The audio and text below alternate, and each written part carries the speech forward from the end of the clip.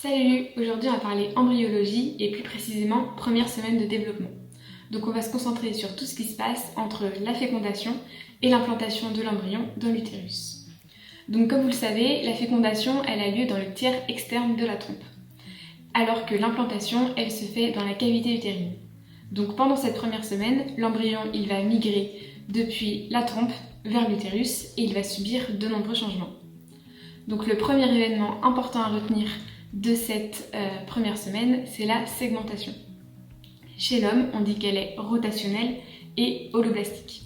Donc tout d'abord, elle est rotationnelle car pendant le deuxième clivage, donc celui pour passer de 2 à 4 cellules, un des blastomères va se diviser dans le sens méridional et le deuxième va se diviser dans le sens équatorial. Ensuite, la segmentation, on dit qu'elle est holoblastique car elle concerne l'ensemble de l'embryon. Tout le cytoplasme va se segmenter. Cette segmentation, elle est holoblastique car elle concerne l'ensemble de l'embryon. Tout le cytoplasme va être segmenté.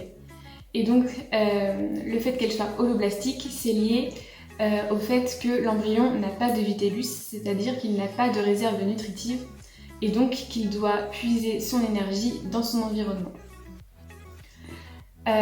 Donc cette segmentation, elle se fait à volume constant. Donc quand on parle de volume constant, on parle du volume de l'embryon. Donc comme vous le savez, les cellules embryonnaires, elles se divisent toutes les 20 heures à peu près. Et donc elles seront de plus en plus nombreuses, sauf que l'embryon, il est contenu par la zone pellucide, qui forme comme une enveloppe. Et donc la zone pellucide, elle contraint le volume de l'embryon. Donc l'embryon en lui-même ne va pas grossir. Mais donc comme on a de plus en plus de cellules, elles vont donc être de plus en plus petites. Sauf que le noyau, lui, il aura à peu près la même taille pour toutes les cellules. C'est donc le cytoplasme, le volume du cytoplasme qui va se réduire. Et donc on a une augmentation du rapport nucléo-cytoplasmique. Ensuite, le deuxième événement important à retenir, c'est la compaction. Donc la compaction, elle nécessite la mise en place de jonctions serrées. Donc les jonctions serrées, elles vont délimiter des secteurs cellulaires. Elles sont importantes pour la polarité. Donc on aura la membrane apicale en haut de la cellule, la membrane latérale sur les côtés et la membrane basale en bas.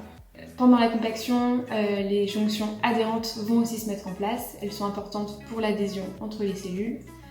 Et enfin, on aura des jonctions communicantes pour la communication entre les cellules. C'est logique. Autre étape importante, la cavitation. Donc la cavitation, elle a besoin que les jonctions serrées soient mises en place pour commencer. Elle va permettre de différencier deux types cellulaires. Le premier type cellulaire, c'est le trophectoderme. Donc les cellules du trophectoderme, elles représentent les 2/3 des cellules embryonnaires et elles sont situées à la périphérie de l'embryon. Elles sont aplaties, polarisées et elles formeront la partie embryonnaire du placenta. Le deuxième type cellulaire qui va se différencier, ce sont les cellules de la masse cellulaire interne. Donc ces cellules-là, elles représentent du coup 1/3 des cellules de l'embryon. Elles sont plus rondes, plus volumineuses et elles sont situées plus au centre de l'embryon. Donc si on résume, le trophectoderme, il va entourer les cellules de la masse cellulaire interne et il va aussi entourer la cavité blastocélique qui s'est formée. Maintenant, petit focus sur l'empreinte parentale. Donc quand on dit qu'un gène est soumis à empreinte parentale, ça veut dire que sa bonne expression dépend de son origine paternelle ou maternelle. Donc par exemple, on a certains gènes qui sont soumis à empreinte maternelle, c'est-à-dire que leur bonne expression dépend uniquement du génome de la mère. S'ils subissent une mutation, par exemple pendant la méiose, l'enfant pourra avoir une pathologie de l'empreinte, même si le gène du père est intact. Comme pathologie de l'empreinte, dans le cours, on a l'exemple du syndrome de Willy-Prader et l'exemple du syndrome d'Angelman. Pour finir, on va voir les points importants sur l'activation du génome embryonnaire. Donc au tout début du développement de l'embryon, il y a une période d'incompétence transcriptionnelle.